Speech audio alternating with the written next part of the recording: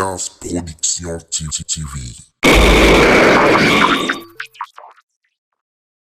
Aleka Silembo, Aleka Silembo, Mama Nangaye, Aleka Silembo, Alcas TV, hein? Aleka Silembo Production.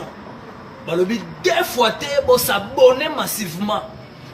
Alcas Production TV avec Alain Kassilembo, les grands producteurs, les grands mayas. Suivez toujours. Les chaînes ils ont matissé, ils ont multiplié, ils ont donné un niveau international. Alain Kassilembo, South Africa. Alain Kassilembo. Alain Kassilembo, South Africa. Alcas Production, Alain Kassilembo. Alain Kassilembo, South Africa. Alain Kassilembo. Plein de larmes, mon âme enflammée. Alcas Production. Alcas Production, Alain Kassilembo. Kassilembo, j'aime ça bon mot, tout ça on a. Alcas Production TV. Alors abonnez-vous sur Alcas TV, Alcas TV pour toutes vos informations. Hein? C'est Bobo Landa, Maramunioso, la nouvelle, la jus d'été, vous s'abonner à Alcas TV, Alcas TV. Balobi, restez branchés sur Alcas TV, Alain Kassilembo. Veut dire pour la news surtout, calamité. Quelque chose se prépare. Balobi, Kokodio, Kotongo, Zotana, Kalamingite. Balobi, bientôt 5h30 avec votre artiste, Kabose Boulembi, National.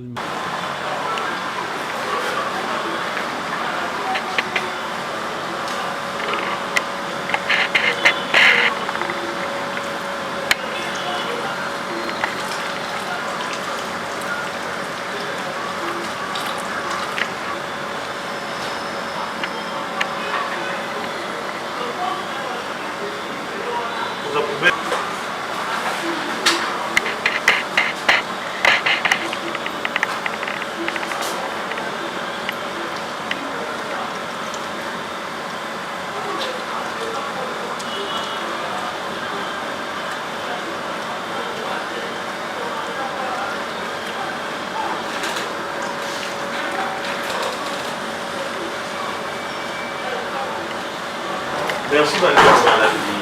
La caméra est filmée matériellement dans sa journée.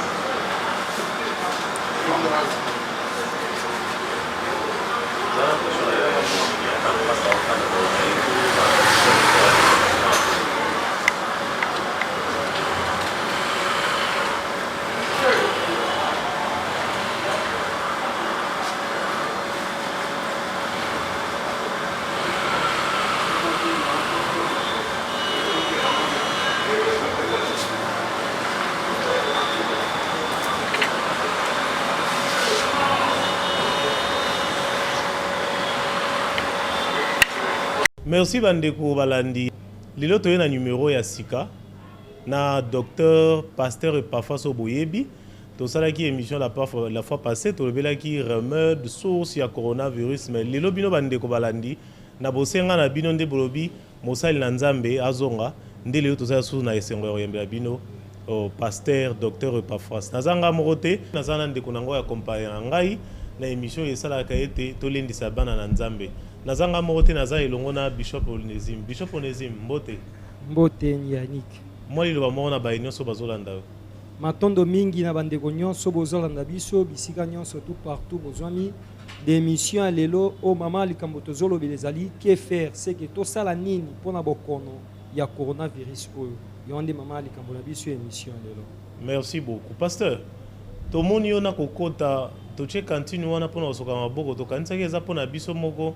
Yo pe to moni olandi mulongo sokoli maboko on a savon de biteza bobangi yo poso banga coronavirus Kobanga d'abord eza Nzambe te. Tika Nzambe asala likolo na se Yesu Masia azala protection ya moko na moko na pokwa lelo na bota ya moko na moko à travers le monde entier pe na mboka Congo. Yesu nda batelaka. Yesu nda kangolaka pe abikisaka. Waza ko faire vivre pe ko faire mourir. Aza la partage pe aza na vie moko na moko na beti caché na komo na Yesu na mutuno ndeko Yannick kobanga esprit de peur eza Nzambe te kobanga eza ya munguna So tu kobanga, balobi na Bible, na Job chapitre 3 verset 25 le Bible. Ce que moi je crains, c'est ce qui m'arrive. Donc moto to so tia kobanga la maladie oyo, ka yango yo komela ye. To tanga verset na yo. Tanga yo za mutama. Voilà. Balobi que ce que moi je crains pour la monde tia kombo kobanga. Ngala kobanga coronavirus ite, eza kombo. Menga za na kombo, o eza to tanga ka na Bible ndenge le metali kobanga oyo. Parce que bato ebele batie kobanga na makambo oyo, o balobi na Bible to tanga na mokana ensemble. Job chapitre 3 verset 25 et le bin abiso boye. Ce que je crains, c'est ce qui m'arrive. Ce que je redoute, c'est ce qui m'atteint. On a zobangela que na ozakona bis okozwa yango Bible ndelobi. Pour kobanga eza eloko ya munguna, eloko ya Satan. Bible ndelobi na répété Job 3 verset 25. Ce que je crains, c'est ce qui m'arrive. Yango komona bato ebele ndeko tabaka ba ina début bomela batanga wis. Bomela ba Congo bololo zomela ngona bitinini po zobanga. Ah ozobanga ozomela tanga wis, ozofungula diable nzela maladie kokota. Yo na bi de lo a partir ko liboso ne crée ruin makamwa maladie oyo moto obanga te so obanga ekomela yo Job 3 verset 25 de Koyanik. Merci pasteur. Mais tout ce qu'on a beaucoup pour nini pour la koto samide kwa César. Matthieu chapitre 22 21 le binabiso donner à César ce qui est à César, à Dieu ce qui est à Dieu. Merci beaucoup pasteur. Si je n'abiso à lelo temo to zo lobela lelo ndenge bande ko balandi ba se na émission to sala ki mbalasima lelo ba bengi ete to zo ngisa opoleni sabana na Nzambe. Si j'ai lelo ezali ete qui est devenu faire pour arrêter pandémie de coronavirus. Donc tokoki ko sala nini. Merci beaucoup. Merci beaucoup. Toujours la limite de la parole de Dieu. Oui. Au moment de que si j'ai un PCO, c'est très important. C'est qui inspiré dans mon ensemble. Amen. Parce que c'est dans la Bible. Au moment où poser la question, c'est dans la Bible. Tout temps à yango. Et puis dans des cas, où batunaka Jean-Baptiste, qui prophète de Dieu, mon sali dans Zambé, mais batunaki Yesu Masia yemoko. Tout ko sala nini. Dans le but que vraiment Zamba mona yo pour la motuna oyo que devons nous faire. Na émission na yo Nzambe nda inspira kiyo. Totanga mokana ya liboso ya Luc chapitre 3. Wana tango ya prophète Jean-Baptiste. Wa ki ko préparer nzela pona Yesu. Alors biboye la foule na Luc chapitre 3 to ba na verset 10 le na biso boye. La foule interrogeait disant que devons-nous faire? Ba ye pa neta ke mosali Nzambe. Mosali Nzambe ya solo bato tout no motuna wana. Ainsi dit l'Éternel.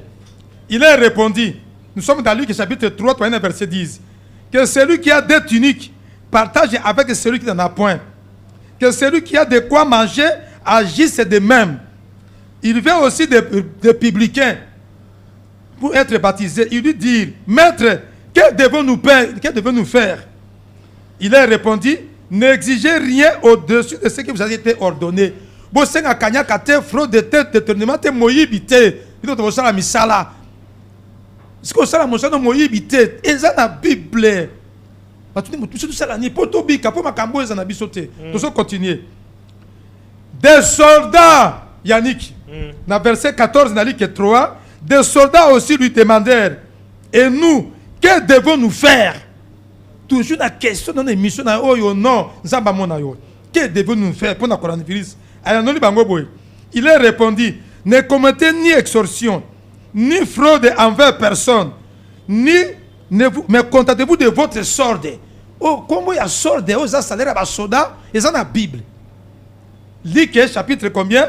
3 tinasé. Au moins, il y a toutes les questions. On a sur le parole, il y a peut-être que Yesu Masia y est, il y a peut-être que Yesu Masia même question. Quand on a Luc chapitre 18. Homme est riche, il pas na Yesu. Alors,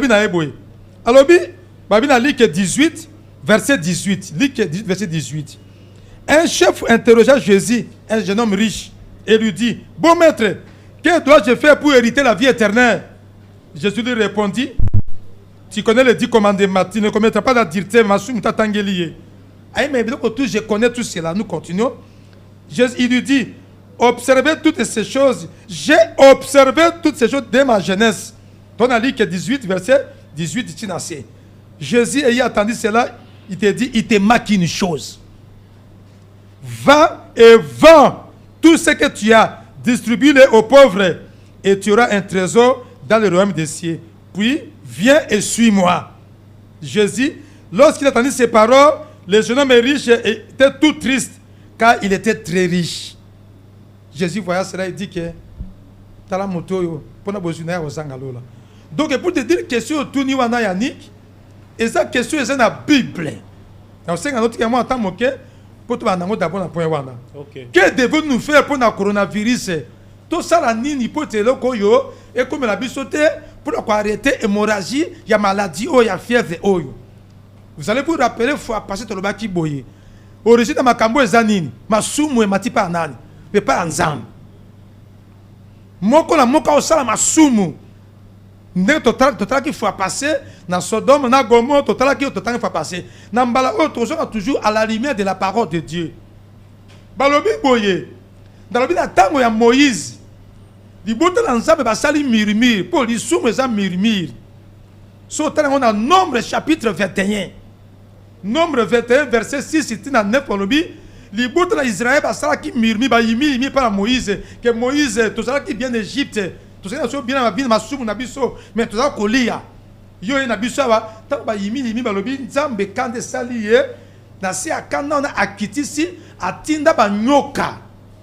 Nalobi dans Nombre chapitre 21, verset 6 à 9. Banyoka, Baya, Bassoa, Bato. Frère Yannick, Bato, Bakoufa et Belé. Baebisi siko ba tuni siko Moïse Moïse kotika biso bongote bon déjà tout ça la nini tant Moïse a tuni nzambe motuna yo tuni yo ali na bango boye aebisi Moïse yo sala nyoka ya mokalo en français sala serpent de rein telemisa yango quiconque croit soka nyoka soye atali kaka nyoka mokalo na atali serpent de rein avec Moïse abika na minute ya mokalo oyo notre serpent de rein image de Jésus qui Nazareth. Balobi, Dieu a tant aimé le monde qu'il a envoyé son fils unique. Quiconque, Jean 3, verset 16, quiconque croit en lui, yende liloba, yesu nde liloba, c'est que motata ko mabanzambo, que to kata na masumu, to tika mabe pa yo zali moko na moko, banda repentance sincère et profonde. Banda ko abandonner na lisumu evanse na vie na yo, kata na lisumu wana, ne yango ezama ba kota lelo oyo, o zaki na tango ya Moïse. Batiaka nyoka ebende lelo ezali le balanzambo yozoyoka que kata na lisumu répare-toi abandonner le péché dans la vérité moko nde siko monta ko nini ako échapper na makambo pote za kana na nzambe eza ya sikate ndeko Yannick na pesa na kama na Moïse na kati ya Biblia même la Biblia avec Moïse toujours libota na nzambe salaka vodor Moïse akozwa mibeko na nzambe likona ngomba avec Aaron, bon, Exode 32. Exode 32, verset 4. Nous t'avons dit que bon, batikali basali vodor. Basali comme si on Nzambe. Bazui nyama, comme si bato akomi ko adorer, nous toujours dans le oyo. Bato bazo adorer Satan.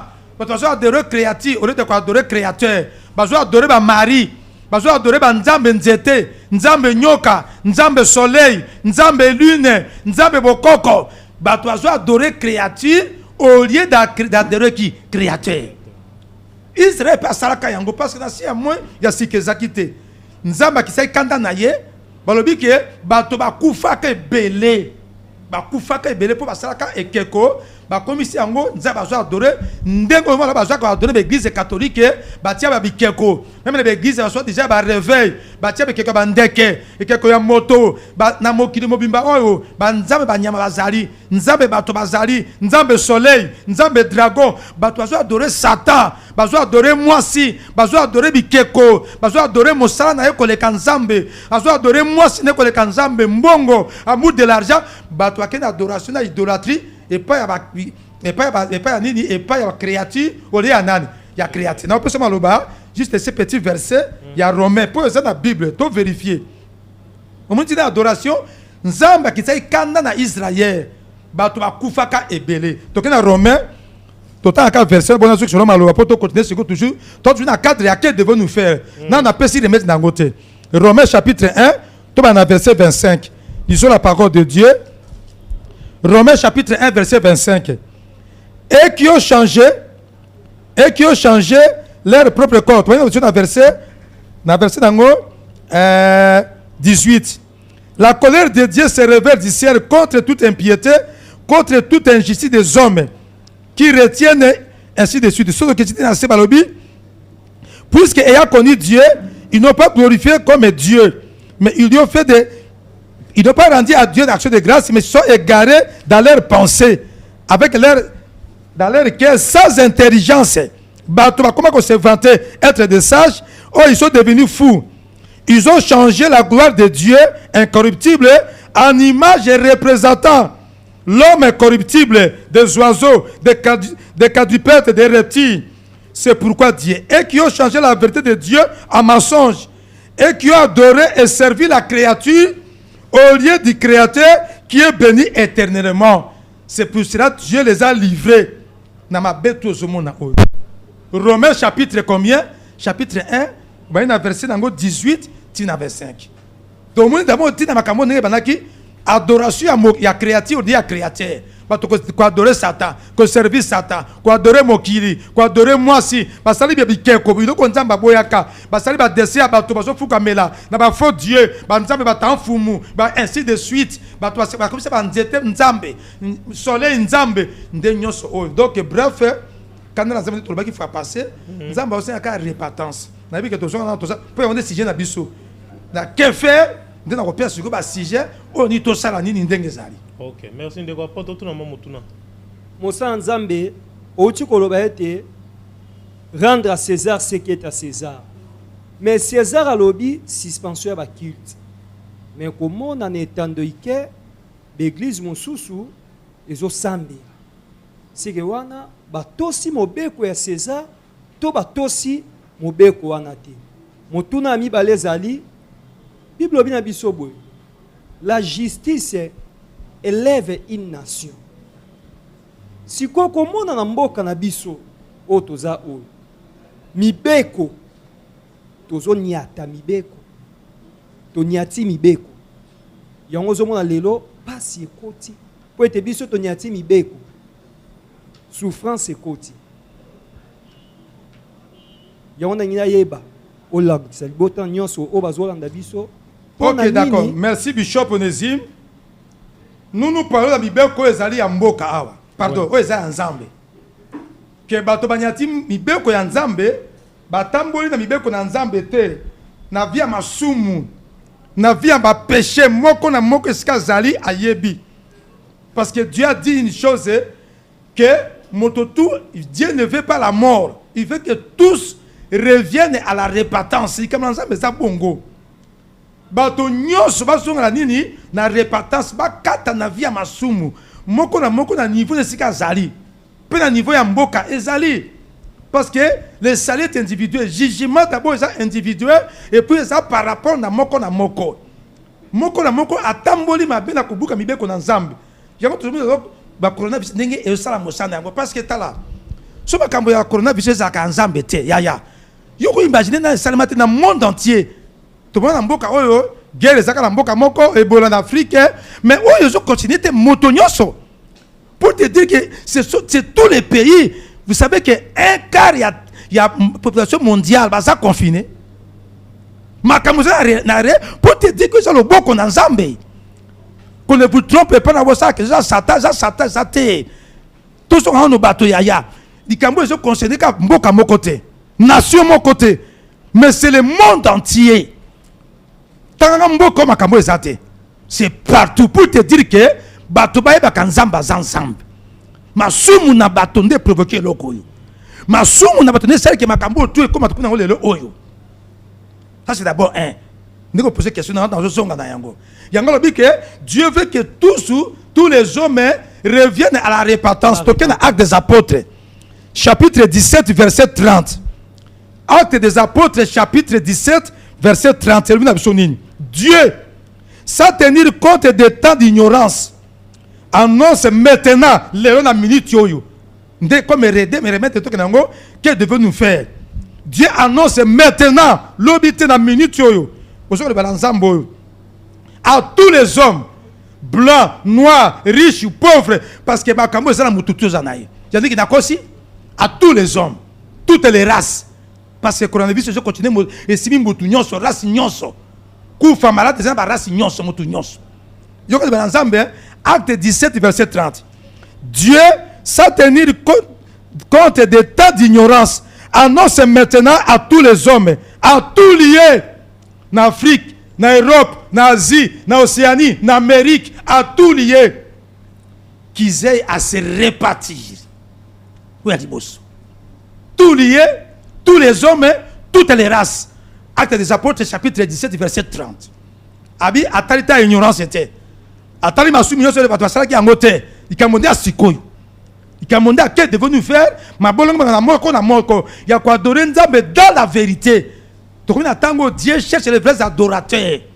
Oh, il y a Jean chapitre 4, 23 à 24. Les vrais adorateurs qui l'adorent. On va se bon de la Nzambe ya solo. Et ça pour ça ba théâtre té. On va ça ba monter ba film na bangote. Na basaki na ba poussière na kolata na nzoto te. Na katiote pasteur. Moto na ngeza la boy. Tokekasi. Ndeni ntoko koyeba mosali na Nzambe ya solo. D'accord, na kasi. Ba vrais adorateurs. Oui. On va bien na Jean chapitre 4 verset combien? 23 24. Ba lobi Nzamba zoluka l'air est venu et elle est déjà là. Ndemi makamna maintenant. Azoluka ba sali Nzamba azoluka mona Nzambe. Moto ko bondela Nzambe na bo solo pe na molimo. On a répété qui boye.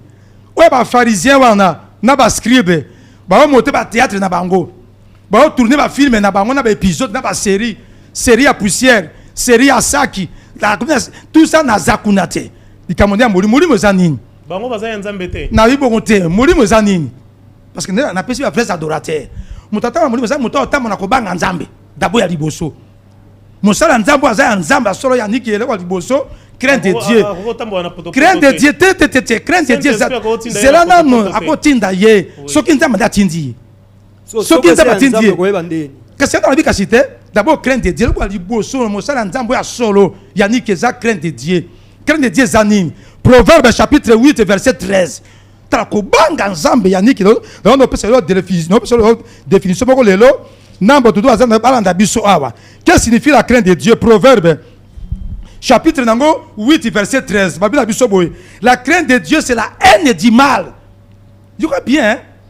Proverbe chapitre 8 verset 13. Kobanga Nzambe ne ko yina mabende lisumu, mabende koboma, mabende escroquerie, mabende lokuta. Yo tanga basa so moni mosai na Nzambe azobanga Nzambe te. O avandi si lisumu azaya Nzambe te. Voilà donc aliboso yami balé. So moni mosai na Nzambe ata na vie à sanctification te. Ata na vie à sanctification te. Kobanga Nzambe zate na makanisi na motema yaya. Mosai na amelaka masanga na bakisi na lokuta gloire du monde na lolendo na koboma ba avortement ba assassinat. Mosai na Nzambe na cupidité.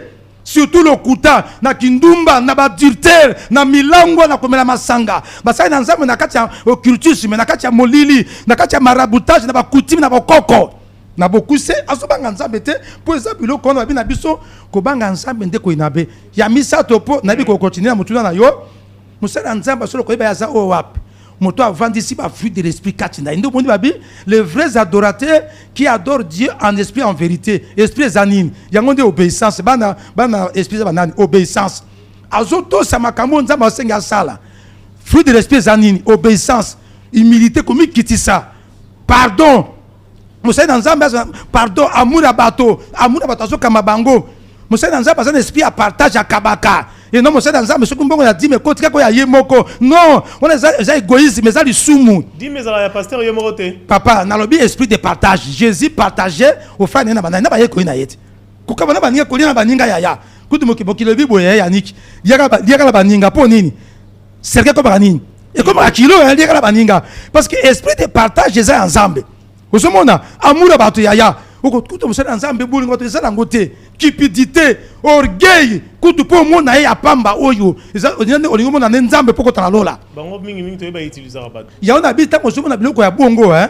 O azana biloko ya Nzambe te, humilité komi kitisa mo sana Nzambe, azala komi kitisa bolingo na bato, amour, pardon. Mais mo sana Nzambe kanda motema mo kuse, soka yiniyo, makabebele lokoso ya mbongo bolingo ya mbongo. Ye kutu azabo na yo talaka ba mbuma, ya niko kita musika to talika mbuma oyo, yango oyo to yango te. Yango moni pasta na profiter non, réponse on zela on zongela na Nzambe baza na lokoso ya mbongo mingi. Siko omeka mpe ko définir biso tout wana bandeko ba réaliser ki mingi na réaction na yo pesaki pona ba pasteur ba osenga bato ba mbongo ya ba dim ba offrande ba église zo salate ba osenga bato ba mbongo na ba mpesa na ba tigo cash na voir même ba opesa ba compte ba Airtel Money et tout. Est-ce que c'est possible na moment ça na confinement bato bazo bimate ndimi bazo salate te ba bongo te oui tala d'abord bandi bo salate yondo lo bongo bandi miso bo salate ya o salate bazali po pe bo salate po dime zaka pona po sala mo salate non bon le Lévitique chapitre 27 31 dime za lo ngi sato mais so moto bimate c'est que c'est un noté c'est là no papa bato ko to bimate ya niki te bongo te tout ba en général bongo te ouais azo bima ouais azo sala o ba futa ye ngala mo na ba fonctionnaire basali nini babengo nini ya crise liste ya crise mais bon pour tout le monde Yannick l'argent pour les fonctionnaires bon bandima fonctionnaire na bon salaire na bango ya na beaucoup c'est du cambo ya 10 mais du cambo ya ba offrande et ça du cambo c'est la Bible na ba qu'il faut passer balobi na biso boye apporter dans la maison du trésor de vos dîmes et vos offrandes mais mananda ko nanza ba dîmes na ba offrande na bino ndako nanza ba kangi église te na ba te ba kangi église te moment ça nini toi maman oyo ba to joli ate mais ba futa ba tout ba futa ba fonctionnaire ba futa ba soldat ba futa ba to sala ba na ba ministère te ya ba to ba boteka ba zando ba kolia boteka ba boutique ba ndi bazana kati ba boteka ba pesa ba 10 000 ba francs bazana yango ya ne donnez pas nzambe ko pesa ka beski ezama ba nzambe. Ça c'est la parole, c'est donné à tout le monde. Ma balanza métalité, confinement tété. Tant que je dis maintenant aux offrandes na yo, il y a aussi quand on a quatre églises. Va le bien apporter dans l'église. Bah un peu ça va ça va révélation na bango. Ça c'est faux. Kuto ebi ke et bien pas juste confusion. Au tini kuna ma bendio yango. Mbongo za mbongo nzambe. Ta confinement ba kangi église tété. Est-ce que dit mpe ko pesa mapena ba fois wana eza normal. Té papa ya na église. Toujours na makola nzambe. Malachi chapitre mais atika ndeko senga na ba mpesa na ba tiko cash na ba tika te wana tali bango eza ko zanga révélation au monde kana eza ko zanga révélation ndenge moko bato ba bondela ko bengana que ça Coran dit ça Satan bazangi de révélation na bato ba sa ba prière ko bengana Satan na bato ba sa ba prière ba lobi ke na ndenge ndeko lobi awa ba lobi ke non bato ba za la witité mais moni mo sana nzamba kati na église na ye na ba adorateur na ba tapa wana ça sert à rien Dieu cherche ka moto moko bondela. Bon, tant que je suis au télémi, au salon devant l'église, n'a pas droité, n'a pas tout ça. Attends, nombre de moins de 10 pour le salani. Tu fais montrer au quoi? On n'a pas scribe, n'a pas pharisien. Quand il prie, il veut voir que toi, je suis là. Quand il gêne, il n'a pas pharisien. Quand il y a aussi quatre catégories, ça c'est un de deux. Bazangi de révélation. Ça c'est une révélation. Bon, le bien Ézéchiel 22, verset 30. Quand il y a des vrais adorateurs, dans le kakawana. Ouais, je suis là, nzambe na solo. Peu na vérité soka na molimo peu na vérité soka guma meli abondeli nzambe alors ka moto moko nzamba ko sala o to zo mona na Yannick na ba télévision na ba radio eza ba cérémonie ba to ba film na bango ba sala ba sketch na bango ba to ba théâtre na bango na ba épisode na bango tika ba sa na bango eza sa révélation de konanga alors na moto na ndenge ba kinanga ke ba to na buki mi be côté mi buki à l'état nga César te mais na ibi loko moko Omoni nani ndeko. Tout en on a Proverbe chapitre 14 verset 34. Proverbe chapitre 14 verset 34. Et le bina biso boye. Proverbe 14 verset 34. Disons la parole de Dieu. La justice élève une nation. Mais le péché est la honte du peuple. Yoka bien. Bo sembo so na mutu nyoso. Nde tombola kanini et tombola kamboka bible nde lobi na lobi bien Proverbe chapitre 14 verset 34 soki bo sembo ezana mutu nyonso banda numéro 1 mboka tina mutu asuka yaya mboka esa nini ekinde liboso ata bozana mboka ezana kita nyonso biloko nyonso mais si la justice est vendite il y a des ces gens baza au-delà na bo sembo ba lu etali bangote yaya mboka na kinde liboso te.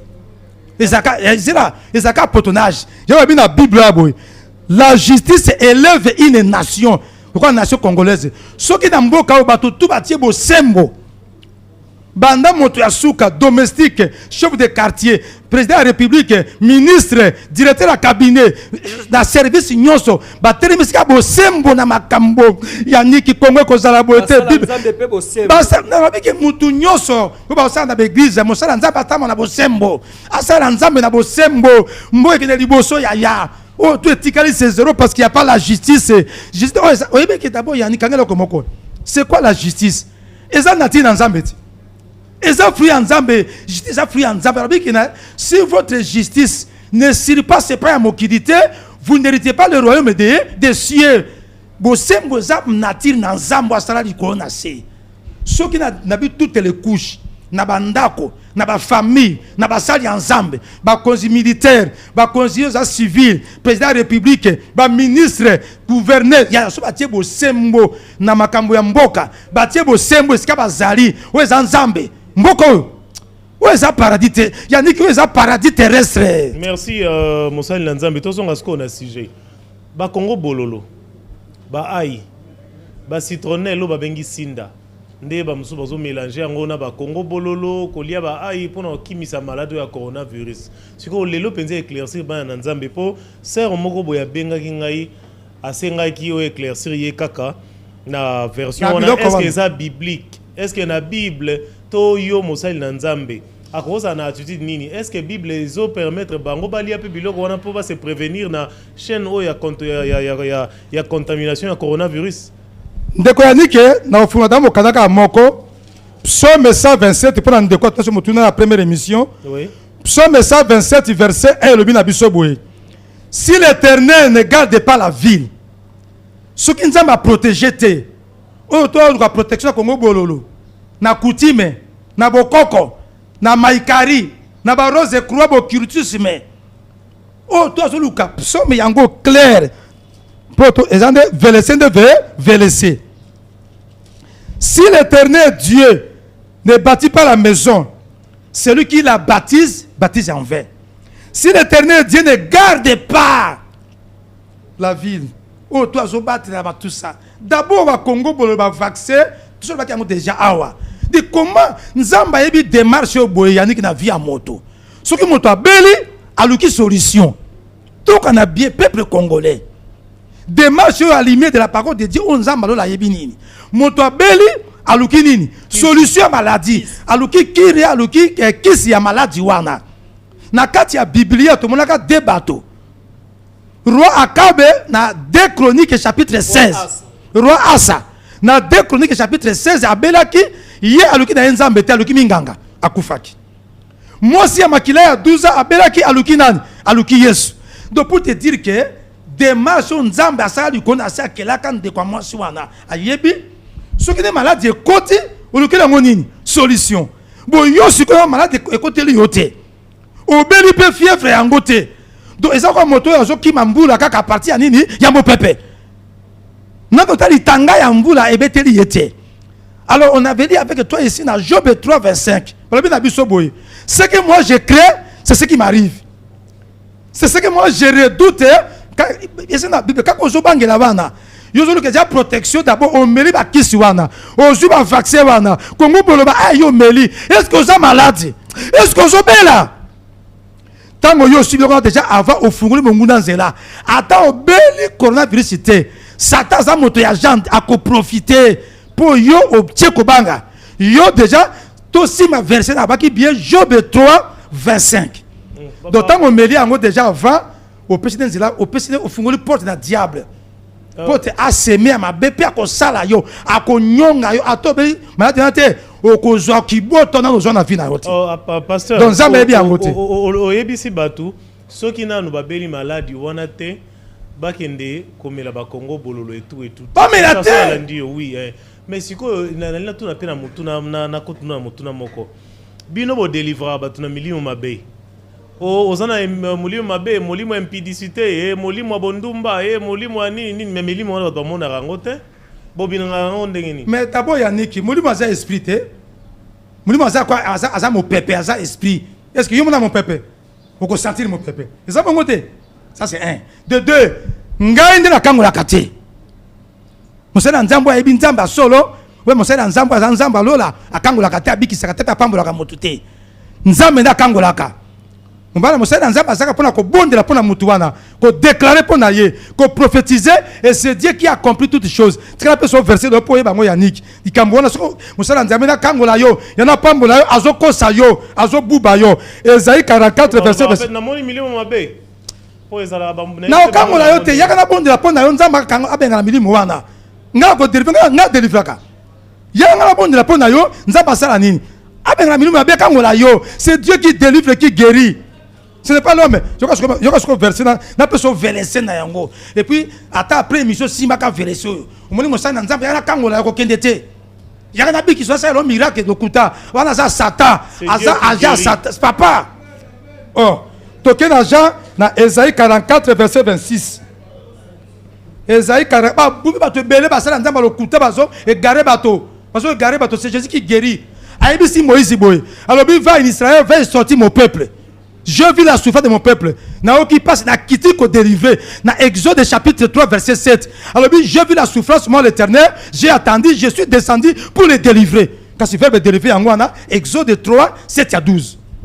Abi je vis, je suis descendu délivrer. Mais yo Moïse keneka bimisa bango. Après Moïse va délivrer. Tout à ma commune dans Zambé papa. Nous allons l'écouter. Toke na Esaïe 44 verset 26. C'est le binini. Et le binini biso boye. 26. Je confirme la parole de mon serviteur. Yuka bien. Et j'accomplis ce qui prédisent mes envoyés.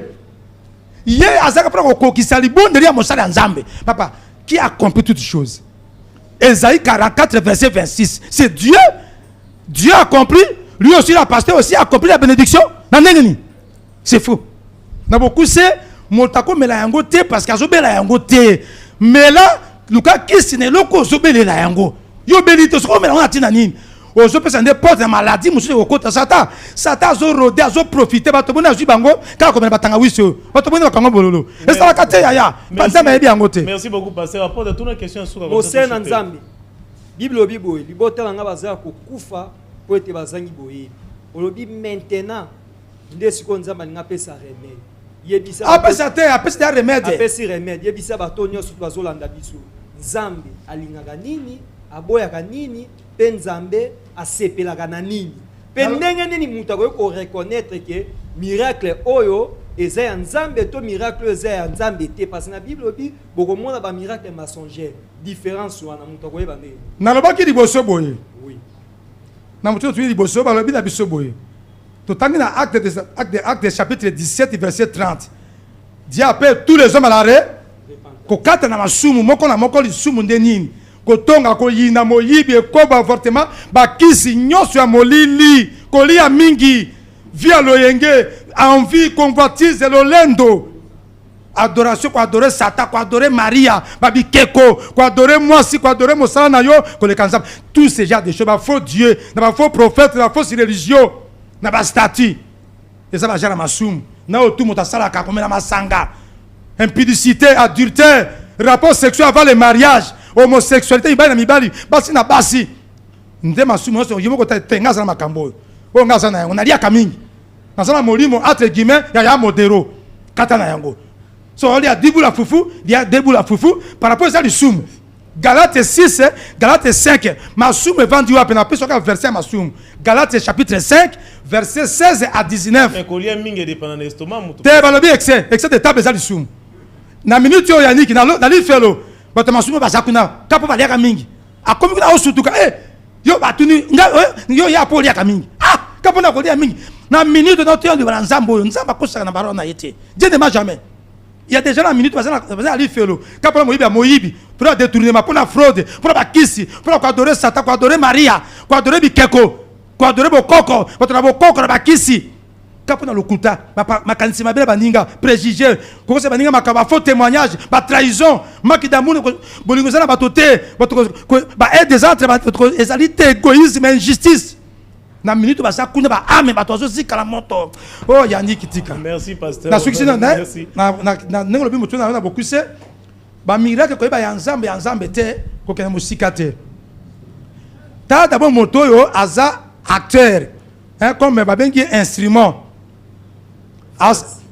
le quoi mon cher Nzambe to frère Rwanda aza avant de aza na mbumani ni kati na ye yo bisanga moto e paré asali miracle bato atamboli mais kati na ye masume vanda ilalaka motema mokuse so kangeli okanda erne moyibi lokuta siko moto aza na biloko abongo nini esali miracle wana si lokuta kati na ye nde produit miracle wana qui est lokuta c'est celui qui pêche des diables pardon yo tuninga question que au koyeba ni tala na liboso ya motoaki instrument moto nzamba leki na nzela na ye vi na ye tano via si tala bomo ya moto na atambola ka nini quelle est sa marche vis-à-vis na le balanzambe chacun de nous peut savoir que moto atambola ka boye moto azabo na boye ça c'est d'abord un et puis il va me poser question de nini que qu'est-ce qu'on peut faire par exemple pour na beaucoup c'est nzamba sengi repartant parce qu'il y a deux versets ouais tel nzamba sengi la minute yo répatance. Tout le dernier verset, pour te faire micro, pour clôturer l'émission. 2 Pierre chapitre 3, verset 9. Nous avons solution à laquelle devons nous faire la libération dans le acte des apôtres 17, verset 30. Il y a mis balai pour la reçu qui ça, comme remède dans le coronavirus, c'est Zakaka, dans le baki, tout le 2 Pierre 3, verset 9. Le Seigneur ne tarde pas dans l'accomplissement de la promesse, comme quelques-uns le croient. Mais il use de patience envers tous, ne voulant pas qu'aucun périsse, mais voulant tous arriver à la repentance.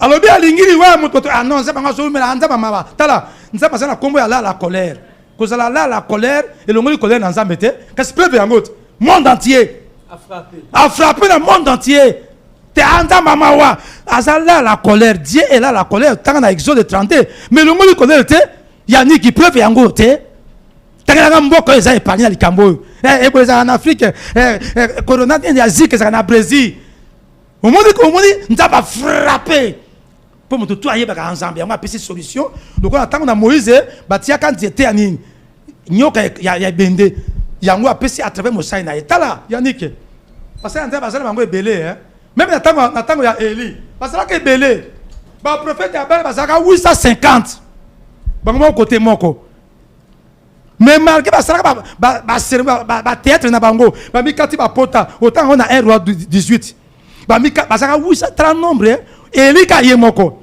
ba mikati ba pota ne osoma kaka wana ba na mabele ba bisi ba putulu ba ati ba sakie bazala ke belé ba oteka mateya na eza kanda eza Satan mais moto kitakate Eli azala kaka yemoko o azaki nzambe tanga ba ka solution tanga bondela ka moto kitaka ndelo ka lelo o na zo ba makambo yo o to zo na ba zo égarer peuple de Dieu ko bengala ka Satan za ne kunate ikamonde moko na moko na basali ya nzambe surtout numéro 1 basali ya nzambe mikunzi ya masumu basimi bible bona bana nzambe mikunzi ya masumu ngaza na collègue te ngaza na collègue bosa nzambe ngaza na collègue te mais mikunzi ya masumu yango na bokuse nzambe asengi mutu nyonso na basali ya nzambe siko za na ndako na yo azoluka vrais adorateurs likambo ya tokona tango siko ya likambo ya Jean chapitre 4 on va adorer va koluka nzambe va kobonde na bosolo na ba poussière te na ba uniforme te parce qu'il faut matambala na moto po nzamba yoka il faut ba uniforme il faut ta ba saki te nzamba luka vrais adorateurs Jean 4 wa koluka nzamba kobonde na bosolo pe na vérité taka moto moko makambe ko salema mais na édition ça na ba héros on va zobonde la bongo. Merci beaucoup pasteur donc comme na suka émission yo ndenge ni biso bana nzambe to bana nzambe nyoso ba ko se comporter bakoki kozala lolenge nini est-ce que batikala kaka na vie ya bakongo bololo baai basinda conseil nini yo opesa pour to conclure émission oyo conseil pour la mwana nzambe ezaka kobanga nzambe na moto to ayebi nzambe te parce que la parole de Dieu c'est pour tout le monde kongo bololo te ozofunga monguna porte soki mpo ozwi vaccin ofungoli porte na monguna ezala vaccin ezala kongo bololo ezala baai te mwana nyonso ya nzambe na ndanga malamu na pesoka mokanda oyo Proverbe chapitre 8 verset 13 la crainte de Dieu c'est la haine du péché moko na moko abanda ko yina ndengo yina ka libela mama botaka yo yani ki ndiko zana so mama zaki na vie mama aza en vie est-ce que nana azo zana ngolo lo tu peux aller chez ta mère mais azu libela nae so ko melia ngoza eza ouais ko mokina molidit wana aussi ba kisit Toi, n'a pas bien la Bible, la haine du péché. Oh Jésus, la haine du mal. Bato ba mona masumu ko kama lamu. Bato mona masumu, bato wa saka na masumu. Bato saka na oh ba bi ke toi na ne masumu makama nzamba lobi. Toi na masumu, bato ba ngande masumu. Non, le monde est pourri Yannick. Moi na nzamba zo ka verset. Est-ce que zali banda ko ina masumu? Ina kotonga. Lokuta. Via le yenge, via l'ambiance, moyibi, ekobo, détournement, moto nyonso, ma banza, ça prend moto nyonso. Kata na fraude, na via ekobo, na ba rapport sexuel avant le mariage, na ba fornication, na ba kisi, na nyonso zalo masumu. Masumu okutango, na Galates 5, verset 16 à 21. So katinda yango, nzamba babi ke l'ange de l'Éternel campe autour de ceux qui craignent qui. Dieu. Baba ka nzamba, kasi yango na te. Ange akobatela ona famille na yo soko zobanga nzamba. Okuta verset wana Psaume 34 verset 8. L'ange de l'Éternel campe tous ceux qui craignent Dieu et les arrache du danger. Psaume 34 verset 8. So bangi nzambe akobatela yo. C'est tout. Tanga c'est le côté. Merci pasteur de comme nasuka. Vous avez qui belé à Hollande biso na émission na biso. Je pense que lelo na maté yana conseil oh to yambaki ndeko na biso pasteur docteur et parfois ça pesi. Je pense que bien nous sommes lundi sami. To kutana mbala sima na numéro ya sika. Bye bye.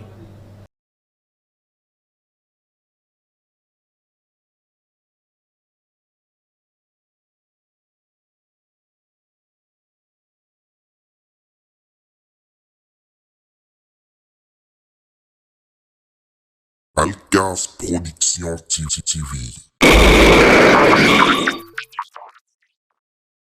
Ale Kasilembo. Ale Kasilembo. Mama na ngaye. Ale Kasilembo. Alcas TV.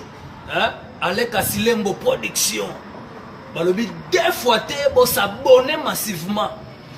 Alcas Production TV avec Alain Kasilembo, les grands producteurs, les grands mayas. Suivez toujours. Les chaînes ils ont matissé, ils ont multiplié, ils ont donné un international. Alain Kasilembo, South Africa. Alain Kasilembo. Alain Kasilembo, South Africa. Alcas Production, Alain Kasilembo. Alain Kasilembo, South Africa. Alain Kasilembo. Plein de larmes, mon âme enflammée. Alcas Production. Alcas Production, Alain Kasilembo. Kasilembo, j'aime ça comme mot, tout ça on a. Alcas Production TV. Alors abonnez-vous sur Alcas TV. Alcas TV pour toutes vos informations. Hein? C'est Bobo Landa. Maramounionso, la nouvelle. Il y a juste d'été. Vous s'abonner dans Alcas TV. Alcas TV. Balobi, restez branchés sur Alcas TV. Alain Kasilembo. Veut dire pour la news surtout, Kalamingité, quelque chose se prépare. Balobi, Kokodio, Kotongo, Zotana, Kalamingité.